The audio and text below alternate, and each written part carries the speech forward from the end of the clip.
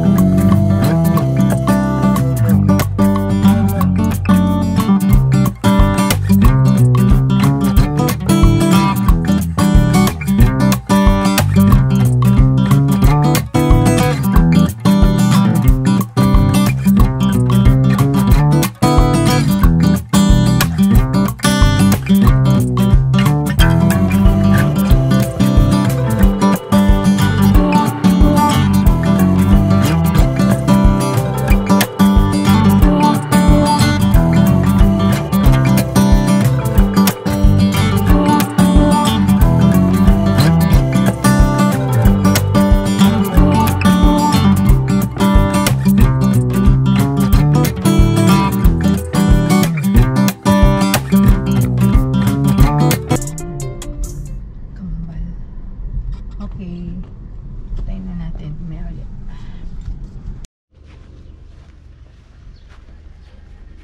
Lalaking yun.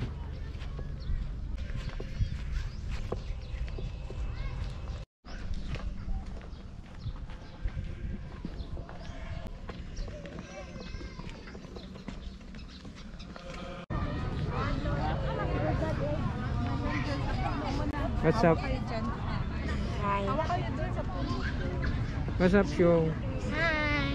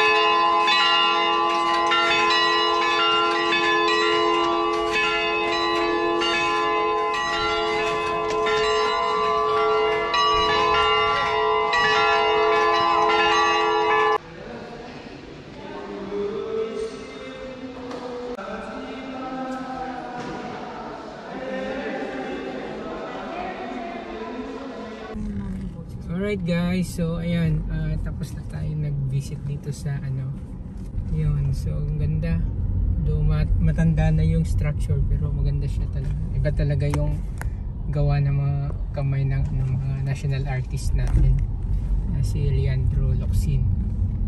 So ganda pati yung location, site yung site tawag nito, pagpili nila sa site. Ganda, backdrop yung Mount Kitanglad. Ayan. So ito yung mga kasama sa nila. Uy, may Pwede kayo coffee magkape shop dyan. pala dyan, no? So yun, kahit yung papasok dito ang ganda din. Ito palabas na tayo. So ayan, lalayo muna tayo sa sasakyan para makita natin yung view. Yun, paunahin natin sila. Yan.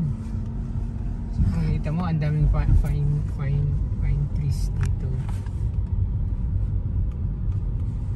Unahan na lang natin kasi mukhang nagtas pa ng isa. Yan. So diba ang ganda, no? Siguro din to, sa part din ng to, ng monastery to, na to. Papasok silang doon. farm. So yan yung Mount Kitanglad. Ayan, daming pine tree pine dito trees. sa website natin. Akala mo nasa tayo. Ang bansa talaga, oh. Ayan naman yung Tsaka i-focus natin yan. Ganda, Yan yung no? Mount Kitanglad daw ng Bukidnon. Okay. Okay. Yan. Ito, Nice. So ito yung palabas na tayo, guys. Actually, ito rin yung daan nung paloob. Isa lang naman. Ayan. So, malapit lang siya dun sa National Highway. Actually, may pwede ngang lakarin. Yung mga ibang naglalakad. Kasi maganda naman ang panahon dito, ang weather dito. Hindi naman ganun ka. Kahit mainit na, malamig pa rin. medyo malamig pa rin. Parang nga siya, Baguio din, tsaka Tagaytay. Ito kaya, laki, oh. Yung Yan, so establishment. ito mga part A chapel naman of ito. the Anthony Hermit. Chapel din pala ito. Chapel siya. Actually, maganda talaga dito sa Bukidnon. Iba yung mga ganito nila dito. Parang Hindi siya ordinary na. hindi siya basta-basta talaga. Yan. Kala mo, nasa Singapore ka eh. Yung mga Singapore nature park na ganito yung Oo. Wala tayo sa guys, wala tayo sa Bukit Batok. Yung nature reserve, wala tayo. Nasa Malay-Balay po tayo. Bukit Batok Nature. Ayan. Di ba malapit na yung exit? Ayun sila. Nauna na sila.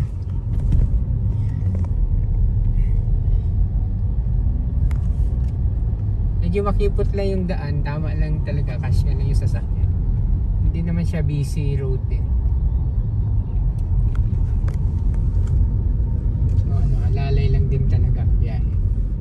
So ayan, palabas na tayo at ayun, at least nakabisita tayo, babalik na lang tayo dito. Medyo na late kami kanina sa sa Mas. Nag-alay na lang ng panalangin si Mami Rhoda. Ayun. So, ito na yung pinaka... And, ayan, pinaka-gate. Oh. Natin yung pinaka-gate nito. Ito na yung ingress tsaka egress na ang daming hams. sanctuary. Ayan, meron gated talaga siya, may guard. Alright guys, so maraming salamat at sa susunod na vlog namin, ipapasyal namin kayo doon sa Ibang part. yung park nila, public park nila Abbey of dito. Transfiguration. Abbey of Transfiguration. So ayun yung pangalan, nandito tayo sa Abbey Transfiguration, yung church na dinisign ni national artist na Leandro Locsin. So ayan, maraming salamat guys.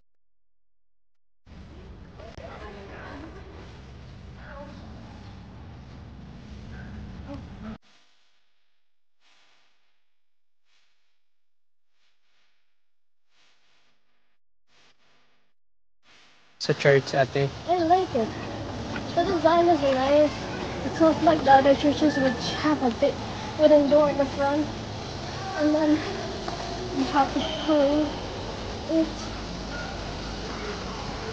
the bell is outside. It's not connected to the church. The chairs are different, but it's What can you say about this church? nice and good. About Luke 2. Do we have water? What can you say about this Do we have church? water? We have water.